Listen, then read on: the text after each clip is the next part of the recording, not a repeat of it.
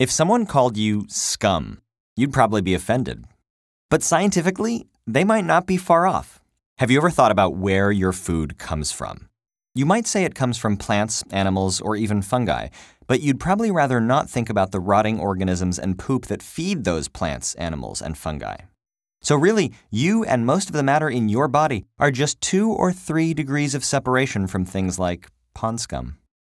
All species in an ecosystem, from the creatures in a coral reef, to the fish in a lake, to the lions on the savanna, are directly or indirectly nourished by dead stuff. Most of the organic matter in our bodies, if we trace it back far enough, comes from CO2 and water through photosynthesis.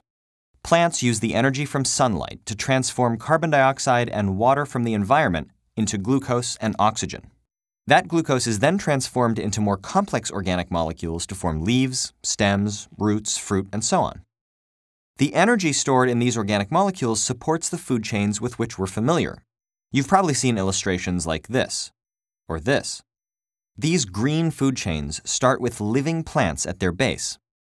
But in real-life terrestrial ecosystems, less than 10% of plant matter is eaten while it's still alive. What about the other 90%? Well, just look at the ground on an autumn day. Living plants shed dead body parts, fallen leaves, broken branches, and even underground roots. Many plants are lucky enough to go their whole lives without being eaten, eventually dying and leaving remains.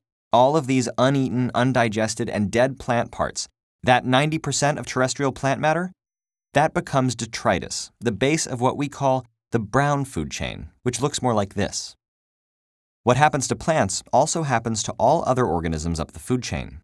Some are eaten alive, but most are eaten only when they're dead and rotting. And all along this food chain, living things shed organic matter and expel digestive waste before dying and leaving their remains to decay. All that death sounds grim, right? But it's not.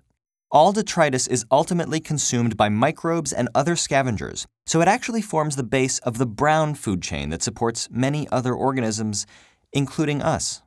Scientists are learning that this detritus is an unexpectedly huge energy source, fueling most natural ecosystems. But the interactions within an ecosystem are even more complex than that. What a food chain really represents is a single pathway of energy flow. And within any ecosystem, many of these flows are linked together to form a rich network of interactions, or food web, with dead matter supporting that network at every step. The resulting food web is so connected that almost every species is no more than 2 degrees from detritus, even us humans. You probably don't eat rotting things, poop, or pond scum directly, but your food sources probably do. Many animals we eat either feed directly on detritus themselves, like pork, poultry, mushrooms, shellfish, or catfish and other bottom feeders, or they're fed animal byproducts. So if you're thinking that nature is full of waste, you're right. But one organism's garbage is another's gold, and all that rotting dead stuff ultimately provides the energy that nourishes us and most of life on Earth as it passes through the food web. Now that's some food for thought.